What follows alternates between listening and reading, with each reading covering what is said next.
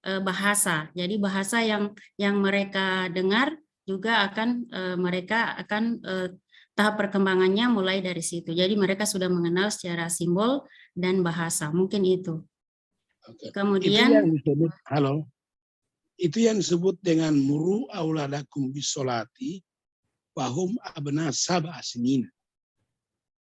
Tapi di dalam perkembangan kognitif itu, ketika anak usia 8 tahun, itu disebut dengan kelas awal ke-SD-an.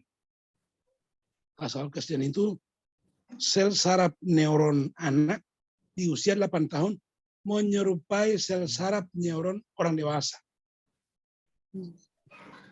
Oke, silakan lanjutkan Ibu Asriani. Bu Asriani, silakan Bu Asriani untuk tahapan ketiga. Terima kasih Pak, saya akan melanjutkan tahapan yang ketiga yaitu tahap operasional konkret yaitu usia 7, 8, 11 sampai 12 tahun yaitu di mana perkembangan pada tahap ini sudah mulai menggunakan aturan-aturan yang jelas dan logis ditandai dengan adanya reversibel dan kekekalan. Maksudnya di sini anak usia seperti ini dia sudah mulai berpikir secara logis, tetapi dia belum bisa berpikir secara abstrak atau hipotesis. Mungkin begitu, Pak. Itu yang disebut dengan wadribuhum alaiha. Pukullah dia. Nah, pukullah dia itu adalah disiplinkanlah anak ini. Wahum abna asara sinina. Oke, yang terakhir, yang keempatnya, Ibu Sanang ada? Bu Sanang ada Pak? Ya, siap. Silakan dilanjutkan tahapan keempat Bu Sanang. Oke Pak, tahap keempat yaitu pada tahap operasional formal dari usia 11 sampai 16. Anak telah mampu berpikir secara abstrak dan mengembangkan hipotesis dengan logis. Anak mampu memecahkan masalah dan membentuk argumen karena kompetensi operasionalnya berkembang menjadi lebih kompleks. Nah, menurut teori Piaget, tingkatan perkembangan intelektual manusia turut dipengaruhi oleh berbagai faktor seperti kedewasaan, penalaran moral, pengalaman logika, matematika, transmisi sosial, dan pengaturan sendiri. Meskipun teori Piaget digunakan sebagai salah satu acuan yang berpengaruh di biologi, di psikologi, Oke, cukup saja itu. Oke, makasih Pak. Lihat saja di usia 2 sampai 7 tahun itu, 8 tahun itu, itulah yang kesempatan sebanyak-banyaknya dalam mengembangkan kinestetik. Anak melompat sejauh-jauhnya, anak melempar sejauh-jauhnya, dan anak pula memanjat setinggi-tingginya. Di usia itu, usia 5 tahun, 4 tahun. Karena di usia itu gizi anak berlebih. Gizi anak berlebih sehingga mereka tidak bisa tahan seperti kita dulu itu kan kalau siang jam 1 harus tidur. Tidak boleh harus tidur lah. Di papa mulai ini kalau tidak mau tidur. Papa mau kunci. Padahal itu anak energinya berlebih. Mohon maaf saya di ujian ini saya memberikan mengisi sedikit tentang mengingatkan kembali. Tidak apa-apa Pak, bagus sekali. Lalu coba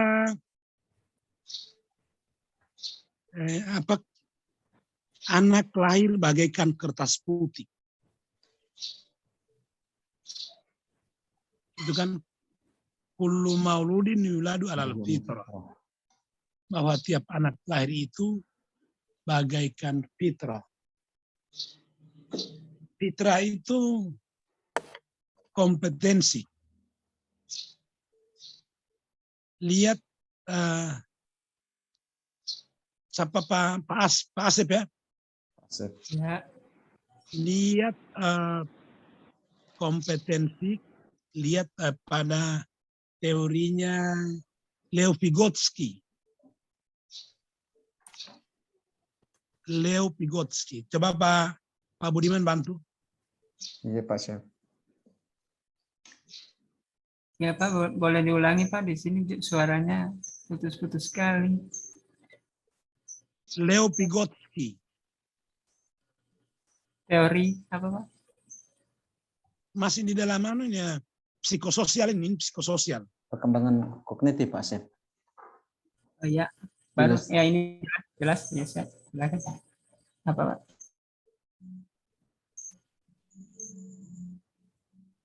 Tadi saya belum dengar perintahnya Pak atau Oke, instruksinya. Ini. kalau itu saya pindah ke teorinya Howard Gardner. Howard Gardner. Howard Gardner. Ya. Di dalam What is the Theory of Multiple Intelligence? Mulai kinesthetic intelligence, tadi malam saya sudah munculkan itu. Lalu linguistic intelligence, visual spatial intelligence, musical rhythmic intelligence, interpersonal intelligence, lalu intrapersonal intelligence. Ada 7. Anda mulai dari interpersonal, karena ini psikososial ini. Interpersonal intelligence menurut Howard Gardner dan bagaimana dalam pembelajarannya.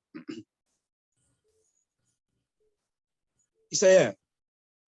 Ya Pak. Oke. Ya, terima kasih waktu yang telah diberikan. Ya, kalau menurut saya tentang interpersonal intelligence yaitu bahwa seseorang anak atau ini mempunyai kelebihan dari dalam dirinya sendiri untuk mengembangkan potensi dirinya lebih luas Interpersonal dalam Pak. pembelajaran itu bisa Interpersonal. Interpersonal. Bukan internal. Intrapersonal. internal ya. Interpersonal. Ya dalam dirinya. Iya. Seorang anak itu mempunyai kelebihannya di dalam dirinya untuk dikembangkan itu. Interpersonal Pak Asep, bukan intrapersonal. Oh ya, untuk mengembangkan secara majemuk tentang ilmu perkembangan pada dirinya. Misalnya di hari ulang tahun saling memberi, itu interpersonal. Ya, interpersonal, ya berbagi Pak. Saling membantu. Ya, saling membantu. Coba Pak Budiman tentang intra dan perspektif pembelajarannya. Coba Pak Budiman. Oke, baik Pak. Kemudian kalau untuk kecerdasan, 7 kecerdasan yang dikembangkan, salah satunya dia adalah intrapersonal, berkaitan dengan intrapersonal intelijensi, yaitu adalah kecerdasan yang ada di dalam diri seorang anak atau peserta didik. Bahwa tentu setiap manusia itu sudah diberikan potensi kecerdasan sendiri, bagaimana sehingga manusia itu saja bagi mengembangkan kecerdasan itu dengan senantiasa melatih dan mengembangkan bagaimana menjadi seorang manusia yang cerdas seperti itu. Jadi intrapersonal dalam pendidikan bahwa harus seorang pendidik harus melihat potensi yang dimiliki anak itu sendiri dan tentu bagaimana kita bisa mengembangkan potensi secara pribadi atau internal pada anak itu sehingga bisa mengembangkan bakatnya ke depan seperti itu Pak. Ya, itu lihat interpersonal itu ada apa pokok-pokok penting, mandiri, berani, bertanggung jawab, itu lingkup dari. Sehingga itu kan ada yang anak yang ketika dipanggil oleh gurunya ke depan, sudah keringatan kan? Itu karena intrapersonalnya tidak diasah dengan baik. Kenapa? Karena ketika usia 2 tahun, anak itu sudah mulai berdiri, usia 4 tahun, 3 tahun sudah mulai. Lalu ketika memegang gelas, langsung jangan nak, itu mulai. Artinya ada pertumbuhan yang mekar dipangkas layu oleh lingkungannya. Ini yang oke, Ibu Desri, coba yang kaitannya dengan ritmik musikal. Ibu Desri. Ya, siapa? Kalau misalnya intelijensi musikal itu, ya biasanya kemampuan untuk dia lebih menyukai ke arah musik, nada, kemudian atau yang disebut dengan ritme. Kalau biasanya kalau kita melihat potensi dari misalnya seorang anak, biasanya kan kita melihat bahwa anak ini misalnya dia suka musik, dia suka mendengar. Kalau misalnya ada orang yang suka menyanyi, ada orang yang suka misalnya ada yang bermain band dan lain sebagainya yang sejenis dengan musik, maka dia akan lebih menyukai di sana. Dan ini akan membawa anak itu dia jadi orang yang seniman seperti itu. Jadi kita sebagai guru akan lebih memperhatikan ternyata potensi yang dia miliki itu adalah dia senang dengan musik. Atau biasanya kalau di kita, biasanya kalau saya atau ada rekan-rekan saya biasa ketika belajar akan tetapi dia lebih senang belajar kemudian sambil mendengarkan musik atau instrumen. Jadi mungkin seperti itu Pak, kalau misalnya seorang anak atau seseorang itu mempunyai pengetahuan atau intelijensi musikal. Mungkin itu dari saya Pak. Assalamualaikum warahmatullahi wabarakatuh. Ada pesan-pesan yang hanya bisa disampaikan lewat musik. Musik itu dia mengatur ritme, mengendalikan diri, karena ritmenya teratur. Ritmik musikal juga menyampaikan perasaan-perasaan yang halus. Perasaan cinta, perasaan benci. Anda lihat di kata-katanya si Abul Ala Al-Maududi yang ditulis oleh Ahmad Dhani yang dituangkan dalam sebuah lagu Laskar Cinta. Wahai jiwa-jiwa yang tenang, berhati-hatilah dirimu kepada hati-hati yang penuh dengan kebencian yang dalam. Karena sesungguhnya iblis ada yang berkuasa di hati yang penuh dengan benci, di hati yang penuh dengan prasangka. Laskar cinta, tebarkanlah benih-benih cinta, tebarkanlah virus-virus benci. Kira-kira begitu ya? Itu Pak Beni mana? Iya Pak. Ya. Mantap. Mantap Pak. Saya juga ini favorit nih lagu Pak. Ya. Seperti di Haji Roma Irama Pak. Begitu juga mungkin. Nada dan dakwah. Ya. Haji Roma Irama. Penyampaian pesan lewat lagu. Ya. Ya. Oke, berikut Ibu Asriani tentang apa linguistik. Kecerdasan siapa? Kecerdasan linguistik itu kecerdasan verbal, yaitu kemampuan untuk menyusun pikiran dengan jelas dan dapat menerjemahkan dalam bahasa yang lugas. Anak dengan karakteristik ini biasanya pandai menulis cerita, menghafal informasi, dengan membaca. Anak dengan jenis kecerdasan ini menjadi penulis, wartawan, pengacara, dan guru. Mungkin seperti itu, Pak. Oke. Terakhir, Eh, saya minta masing-masing menyampaikan dalil terkait dengan pembelajaran ini. Ya, Silakan Pak. Oke, mulai. Silakan Pak Asep. Ya, mungkin kalau saya mengambil mengambil ayat dari Bismillahirrahmanirrahim. Iqra bismi rabbikal ladzi khalaq. Khalaqal insana min 'alaq. Iqra wa rabbukal akram. Alladzi 'allama bil qalam. 'Allamal insana ma lam ya'lam. Di situ ada tentang pembelajaran yaitu Iqra, membaca, bacalah. Dan di dalam pembelajaran kan ada tahap dari tahapan membaca. Kalau saya tanya lagi, ayat yang pertama turun itu apa? Saya, Pak. Oke. Surah Al-Alaq Alat. ayat 1 sampai 5. Ayat bukan surah. Saya tanya ayat. Ayat. Ya, ayat Iqra. Iqra. Bukan. Hah? Belum komprehensif itu. Ayat yang pertama turun. Jadi bermasalah bagi guru ini. Bagaimana merumuskannya?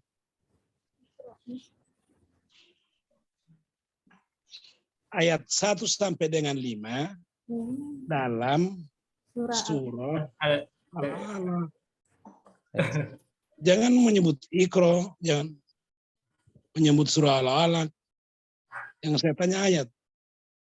Siap. Maka jawabannya adalah ayat 1 Ayat sampai dengan 1 dalam surah Al-Alaq. dalam surah Al-Alaq. Oke. Ya. Yang lain lagi, silakan Pak Budiman. Saya Pak. Baik Pak. Yang ayat yang Dalil. ya, berkait dalam surah An-Nahl ayat 125 mengatakan ud'u ila sabil rabbik bil hikmati wal mau'izatil hasanati wajadilhum billati hiya ahsan. Inna rabbaka a'lamu wa man dalla nafsi wa huwa a'lamu bil muhtadin. Oke, hakikatnya apa itu? Terkait dengan metode pengajaran Pak, ya, dalam metode pengajaran mengajarkan kepada kita ada 3 tahapan yang harus kita lakukan. Pertama adalah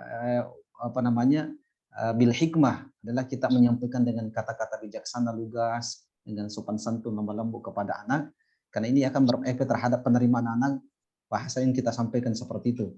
Yang kedua adalah berkaitan dengan Mu'izatul Hasan adalah memberikan kesempatan kepada anak untuk mengambil iktibar atau berpikir kritis seperti itu dengan keadaan yang terjadi, mengambil pelajaran setiap yang ada. Kemudian terakhir adalah wajadilhum billati hiya ahsan. Dia setelah itu kemudian akan mendiskusikan terkait dengan masalah yang terjadi dan berikan solusi seperti itu. Oke, silakan Ibu Dersi. Halo. Siapa? Silakan. Yes, terima kasih. Assalamualaikum warahmatullahi wabarakatuh.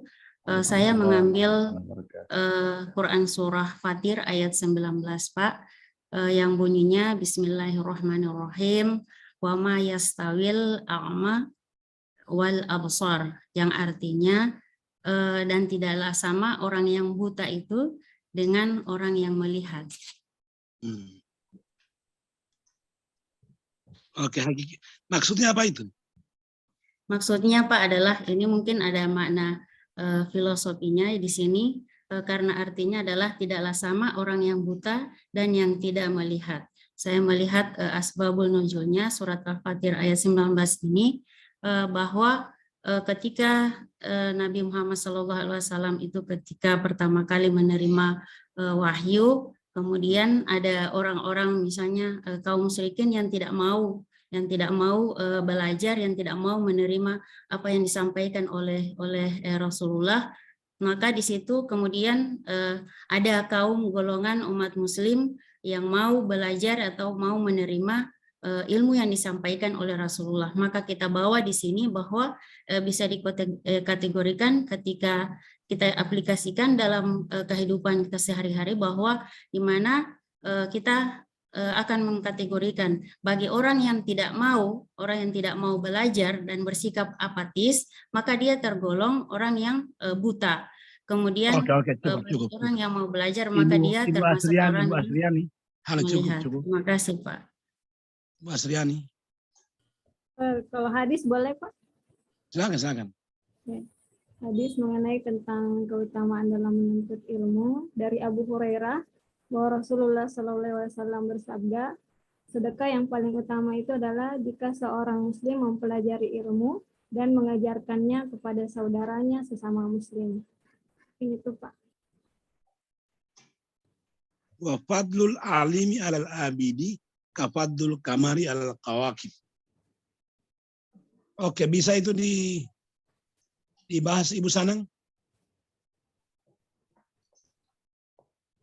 Ibu Asri. Kafadlul alimi alal abidi kafadlul kamari alal kawakib. Mana Ibu Sanang? Iya, hadir Pak. Coba. Bisa diulang Pak. Oke, silakan. Bisa diulang Bu. Mati lampu saya. Bisa diulang Bu Asriani. Hadis. Hadis tadi yang dibacakan Bapak Bu Sana. Hadisnya baca dulu. Wa fadlul alimi alal abidi kafadlul kamari alal kawakib.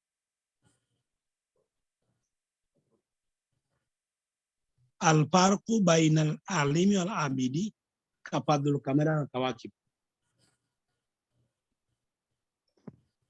Perbedaan antara Seorang berilmu dengan seorang yang beribadah. ahli ibadah kafadlul kamari alal kawakib. Seperti bulan.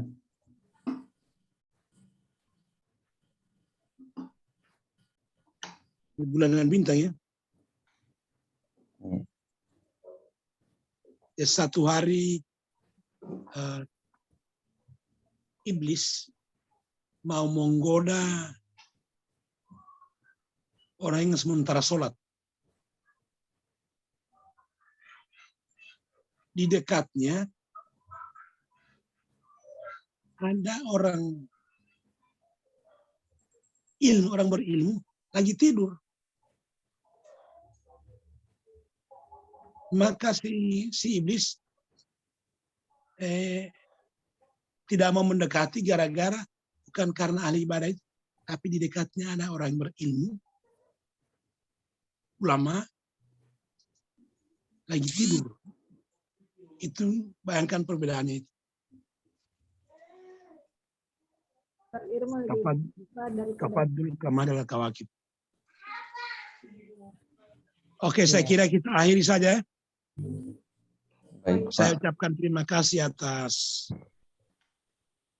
atensinya, perhatiannya, partisipasinya dalam uji kontre ini. Terima kasih Pak Budiman, Iya, Pak. terima kasih Bu Deti, Siap. terima kasih Bu Asriani, Pak Asep, Ibu Sanang, Siap Pak. Makasih Pak. Pak Romi.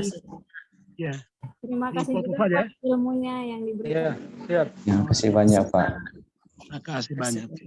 Terima kasih. Terima kasih Pak Romi. Iya, sama-sama Pak Haji. Siap. Oke, Salah. Ya. Sampai ketemu terakhir besok Pak Haji. Oke, insya Allah. Nanti pagi-pagi itu dibuka saja itu ya. Boleh. Ya, nanti Baik, saya baik, akan konfirmasi ke ketua kelas Pak Haji. Dibuka saja Siap. timernya. Oke.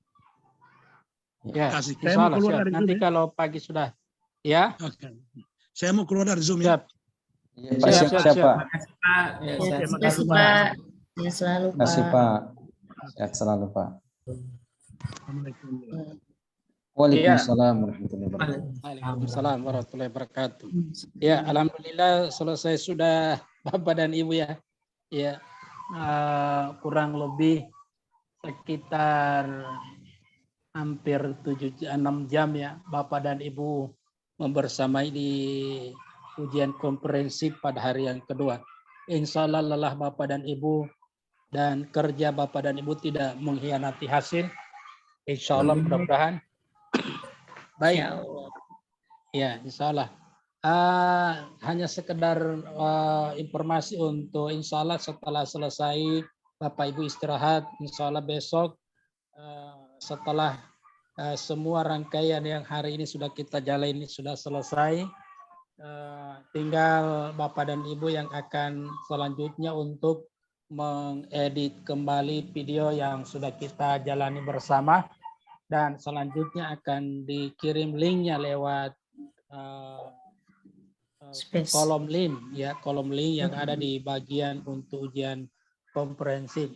Nanti insya Allah kami akan mengecek untuk yang hari pertama apa sudah terkirim linknya untuk kegiatan uji komprehensif. Kemudian yang berikut ya insya Allah mudah-mudahan kita masih dipertemukan lagi di tahapan terakhir. Untuk lokakarya adalah tahapan terakhir kita di lokakarya adalah ujian komprehensif, dan insya Allah kita akan bertemu di PPL masih dengan saya atau tidak insya Allah, karena informasi menunggu dari Pak Ketua akan ada perubahan formasi dari penguji baik penguji 1 maupun penguji 2 di PPL nanti. Jadi kita akan menunggu selanjutnya insya Allah Bapak dan Ibu. Kalau masih dengan Bapak dan Ibu alhamdulillah, insya Allah saya berdoa Insya Allah. Amin. Mudah-mudahan selamat. Kegiatan PPL 1 dan 2 insya Allah. Iya. Ya, baik. Ya, terima kasih atas segala perhatian dan sukses selalu, semangat Bapak dan Ibu. Insya Allah tahapan demi tahapan kita lalui hingga akhirnya Bapak dan Ibu akan mencapai puncak untuk selanjutnya akan menjadi seorang guru yang profesional. Amin. Amin. Insyaallah. Selanjutnya saya pamit Pak Ketua ya, Bapak Ibu. Iya Pak. Ya, Iya Pak. terima kasih banyak.